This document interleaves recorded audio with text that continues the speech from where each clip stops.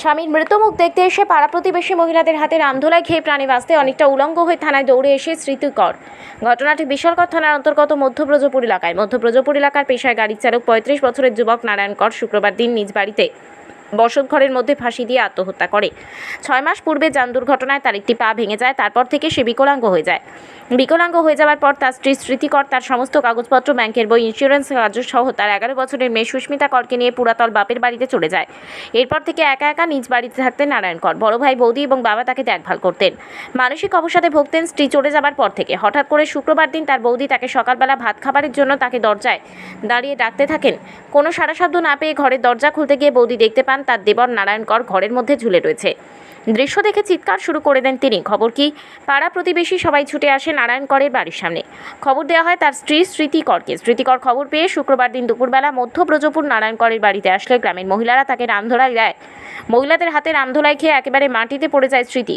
গ্রামের মহিলাদের অভিযোগ, স্বামী থাকার পরেও স্মৃতিকর অন্য আরেকজন পুরুষের সঙ্গে অবৈধ সম্পর্কে জড়িয়ে পড়েছিলেন। এমনকি যখন স্বামীর বাড়িতে থাকতেন তখনও সেই যুবকের সঙ্গে স্বামীর ঘরে স্বামীর পাশে শুয়ে রাত কাটাতেন।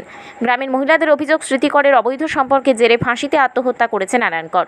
শত হলেও স্বামী, তাই খবর পেয়ে স্বামীর মুখ শেষবারের জন্য দেখতে শুক্রবার দিন মধ্যব্রজপুর স্বামীর বাড়িতে গেলে তাকে প্রচণ্ডভাবে মারধর করা হয়। ফিরে ফেলা হয় তার শরীরের বস্ত্র। কোনো রকমে মহিলা দৌড়ে প্রাণ বাঁচানোর জন্য ছুটে আসে বিশালগড় মহিলা থানায়। ঘটনাটি টাটা কালীবাড়ির পুনরাবৃত্তি বলা চলে, এমনটাই বলছে গোটা বিশালগড় এলাকার মানুষ। এভাবে প্রকাশ্য দিবালোকে একজন মহিলাকে জঘন্যভাবে মারধর করে তার বস্ত্র ছিঁড়ে ফেলা সভ্য সমাজের পক্ষে কলঙ্কজনক। বিশালগড় থানা এবং বিশালগড় মহিলা থানার দুর্বলতার কারণে এমনটা হয়েছে বলে অভিমত বিশালগড়বাসীর। বিশালগড় মহিলা থানা এখন কি পদক্ষেপ নেয় তার জন্য তাকিয়ে রয়েছে গোটা বিশালগড় মহকুমা শহর রাজ্যবাসী। স্বামী অসুস্থ হইছে, পা ভাঙছে, স্বামীরা ফালাই দিয়েছিল যাইছিল হ্যাঁ ঘরের ভিতরে, এক ঘরের ভিতরে বিশালগড় থেকে কোন ফুলাইয়া ফুলারে লইয়া এক ঘরে হে সামনে ঘুমা তোলে হ্যাঁ আত্মহত্যা করতে নাকি বাঁচবো। নাম কি এর মহিলা? আপনি কে? আমি পাড়া প্রতিবেশী। তো আপনারা তখন কি কোনো রকম করবা আইছে স্যার? বাড়ির ভিতরে এলো মানুষ আইছে, অনেক মানুষ আইছে বাড়ির ভিতরে এসে তারা নানান কথা কইয়া গেছে। হসপিটাল পর্যন্ত হেরে মারছে। এই মহিলার নাম কি? যে মহিলারা সিটি সরকার। তো আপনারা এই ঘটনাটা কোনো পাড়ার কোনো নেতা বা পুলিশ, থানা পুলিশের জানাইছেন না? সবে জানে, থানা তো গেছে, ২-৩ বার থানাত গেছে, হ্যাঁ কমপ্লেইন করছে। তাহলে কি আপনারা কি কইতাছেন যে ওই স্ত্রীর জন্যই স্বামী আত্মহত্যা করছে? তার জন্যই মরছে।